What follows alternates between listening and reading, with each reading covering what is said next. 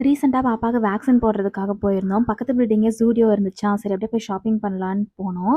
நார்மலா அது வந்து ஃபீவரும் வராதுன்ட்டாங்க. ஓகே டயர்டா இருக்க மாட்டான்ட்டு தான் போனோம். சைஸஸ் வந்து எனக்கு எதுவுமே செட்டே ஆகல. எனக்கு வந்து இந்த பேக்ல பெல்ட் இருந்தா தான் எனக்கு பிடிக்கும். அந்த மாரி எதுவுமே இல்ல. எனக்கு ஆல்ரெடி ஒரு மானங்கட்ட சைஸு 6 போட்டா டைட்டா இருக்கும். 7 போட்டா லூஸா இருக்கும். எனக்கு வெறுத்து போயிருச்சு சைஸ் தேடி. அதனால நான் ஸ்லிப்பர் சைடே போகல. அப்புறம் பாப்பாக்காவது கொஞ்சம் ட்ரெஸ் இருக்கலான்ட்டு அந்த ஒரே ஒரு ட்ரெஸ் மட்டும் எடுத்தோம்.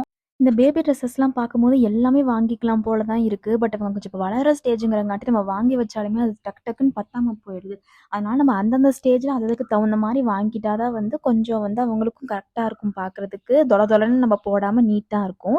அப்புறம் இந்த பக்கம் வந்து காஸ்மெட்டிக் செக்ஷன் வந்தேன். எதையாவது எடுத்தே ஆகணும்டா இப்ப நான்னு சொல்லி நான் தேடிட்டு இருந்தேன்.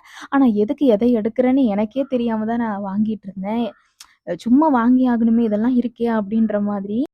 அப்புறம் நான் கிட்டத்தட்ட 1 இயர் ஆகுது நான் Zudio போயி. பட் நெறைய கலெக்ஷன்ஸ் வந்து கொண்டு வந்திருக்காங்க. கலர் ஐலைனர், கிளிட்டர், ப்ளஷ்ன்னு நெறைய ஐட்டம். பட் நான் அவ்வளவா எடுக்கல. முடிஞ்ச அளவுக்கு வந்து தேவையானது தான் எடுக்கணும் அப்படின்ற மாரி தான் நான் கரெக்ட்டா இருந்தேன். அப்படி பார்த்து பார்த்து எடுத்துமே, பில்லு போடுற இடத்துல போய் தான் எனக்கே தோணுது, இந்த இதெல்லாம் எதுக்கு நம்ம எடுத்து வச்சோம்? இது எதுக்கு யூஸ் ஆகுமேன்னு கூட எனக்கு தெரியல. அப்புறம் கிளம்பிட்டோம் பர்ச்சேஸ் பண்ணிட்டு. போற வழியில கொஞ்சம் ரொம்பவே வெயிலா இருந்துச்சு. அப்புறம் ஜூஸ் வாங்கி குடிச்சுட்டு கிளம்பிட்டோம்.